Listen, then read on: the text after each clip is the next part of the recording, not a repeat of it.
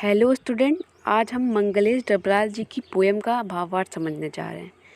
इस कविता में एक संगीतकार अर्थात जो मुख्य गायक के साथ देने वाले गायक होते हैं, जो मुख्य गायक के साथ गाना गाते हैं, उनकी भूमिका पर प्रकाश डाला गया है। आइए इस कविता का अर्थ देखते हैं।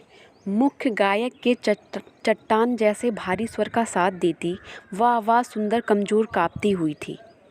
वह मुख्य गायक का छोटा भाई है या उसका शिष्य या पैदल चलकर सीखने वाला कोई दूर का रिश्तेदार। मुख्य गायक की गरज में वह अपनी गूंज मिलाता आया है प्राचीन काल से। आइए देखते हैं। मुख्य गायक की चट्टान जैसे भारी स्वर का साथ देती वह आवाज़ सुंदर काँपती हुई कमज़ोर काँपती हुई थी। कवि अपनी इन पंक्तियों में कहता है कि जब मुख्य गायक अपने चट्टान जैसे भारी स्वर में गाता है तब उसके साथ गाने वाला वह संगीतकार हमेशा उसका साथ देता है। संगीतकार की आवाज़ बहुत ही कमज़ोर और काँपती हुई प्रतीत हो रही है, लेकिन फिर भी वह उसकी आवाज़ के साथ मिलाता हुआ गाया जा रहा है। आगे देखिए, वह मुख्य गायक का छोटा भाई है या उसका शिष्य या पैदल चलकर आने वाला कोई दूर का रिश्तेदार। इन पंक्तियों में कवि को ऐसा लगता है कि ये जो संगीतकार गायक है वह ऐसा लग रहा है जैसे मुख्य गायक के कोई करीब का रिश्तेदार है, उसका जान पहचान वाला है या फिर उसका कोई शिष्य है जो उससे गायकी सीख रहा हो। आगे देखिए, मुख्य गायक की गरज में वह अपनी गूंज मिलाता आया है प्राचीन काल से। इस प्रकार कवि कहते हैं कि वह जो संगीतकार है वह बिना किसी की नज़र में आए निरंतर अपना कार्य करता रहता है। आइए एक बार एक साथ में इसका अर्थ देख लेते हैं। कवि अपनी इन पंक्तियों में कहता है कि जब मुख्य गायक अपने चट्टान जैसे भारी स्वर में गाता है तब संगीतकार हमेशा उसका साथ देता है। संगीतकार की आवाज़ बहुत ही कमज़ोर काँपती हुई प्रतीत होती है, लेकिन फिर भी वह बहुत ही मधुर थी, जो मुख्य गायक की आवाज़ के साथ मिलकर उसकी आवाज़ की प्रभावशीलता को और बढ़ा देता है। कवि को ऐसा लगता है कि यह संगीतकार गायक का कोई करीबी या रिश्तेदार या जान पहचान वाला है या फिर ये उसका शिष्य है जो उससे गायकी सीख रहा है। इस प्रकार वह संगीतकार बिना किसी नज़र में आए निरंतर अपना काम करता रहता है। आगे की पंक्तियों को देखिए। गायक अब अंतरे की जटिल तानों के जंगल में खो चुका होता है या अपने ही सरगम को लांघ कर चला जाता है भटकता हुआ एक अनहद में। इन पंक्तियों में कवि ने यह बताने का प्रयास किया है कि जब कोई महान संगीतकार अपने गाने की लय में डूब जाता है तो उसे गाने के सुर ताल की भनक नहीं पड़ती और कभी कभी अपने गाने में कहीं सा भटक जाता है। मतलब अपने गाने में वो इतना लीन हो जाता है कि उसे किसी सुर ताल की भनक नहीं पड़ती।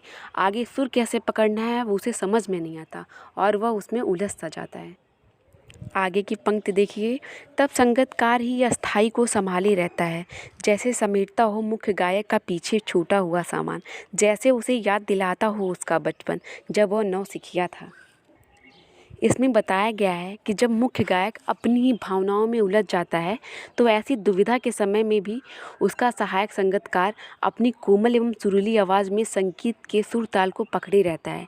वह मुख्य गायक को कहीं भटकने नहीं देता और संगीत के सुर ताल को वापस पकड़ने में उसकी सहायता करता है।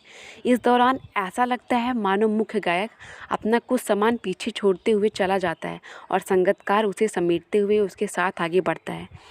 इससे मुख्य लेखक को उसके बचपन की याद आ जाती है जब वह संगीत सीखा करता था और अक्सर स्वर को भूल जाया करता था। आइए एक बार फिर से इसका अर्थ देख लेते हैं। इन पंक्तियों में कवि ने यह बताने का प्रयास किया है कि जब कोई महान संगीतकार अपने गाने की लय में डूब जाता है तो उसे गाने के सुर ताल की भनक नहीं पड़ती और कभी कभी अपने गाने में ही कहीं भटक सा जाता है। आगे सुर कैसे पकड़ना है उसे इतना समझ में नहीं आता। ऐसी दुविधा के समय, ऐसी परेशानी में उसका सहायक, उसका संगीतकार निरंतर अपनी कोमल एवं सुरीली आवाज़ में संगीत के सुर ताल को पकड़े रहता है। वह मुख्य गायक को कहीं भटकने नहीं देता और संगीत के सुर ताल को वापस पकड़ने में उसकी सहायता करता है। इस दौरान ऐसा लगता है मानो गायक अपना कुछ सामान पीछे छोड़ता हुआ चला जा रहा है और संगीतकार उसे समेटते हुए आगे बढ़ रहा है। इससे मुख्य लेखक को अपने बचपन की याद आ जा रही है जब वो संगीत सीखा करते थे और अक्सर उसके स्वर को भूल जाया करते थे। आगे की पंक्तियों को देखिए। तार सप्तक में जब बैठने लगता है उसका गला, प्रेरणा साथ छोड़ देती हुई उत्साह अस्त होता हुआ, आवाज़ से राग जैसा कुछ गिरता हुआ। इन पंक्तियों में कवि कहता है कि जब मुख्य गायक ऊंचे स्वर में गाता है, गाता गाता वो थक जाता है और उसके अंदर गाने की इच्छा और ऊर्जा समाप्त हो जाती है, तो उसका जो स्वर है वो नीचे बैठने लगता है। अब आगे की पंक्ति देखिए। तभी मुख्य गायक को ढाता बधाता कहीं से चला आता है संगीतकार का स्वर। कभी कभी वह यूं ही देता है उसका साथ, यह बताने के लिए कि वह अकेला नहीं है, और यह कि फिर से गाया जा सकता है गाया जा चुका राग। जब मुख्य गायक का स्वर नीचे आने लगता है, तब उस वक्त मुख्य गायक का हौसला बढ़ाने और उसके स्वर को फिर से ऊपर उठाने के लिए सहायक का स्वर पीछे से सुनाई देता है, जो कि एक संगीतकार का होता है। यह सुनकर मुख्य गायक में फिर से ऊर्जा का संचार हो जाता है और वह अपनी धुन में गाता चला जाता है। कभी कभी तो वो सिर्फ इसलिए गाता है मानो मुख्य गायक को यह एहसास दिला रहा हो कि वह अकेला नहीं है। इसमें संगीतकार की भूमिका पर प्रकाश डाला गया है कि किस प्रकार एक संगीतकार मुख्य गायक का साथ देता है, और कभी कभी एक राग को दोबारा भी गाया जा सकता है। आइए एक बार फिर इसका अर्थ एक साथ देख लेते हैं।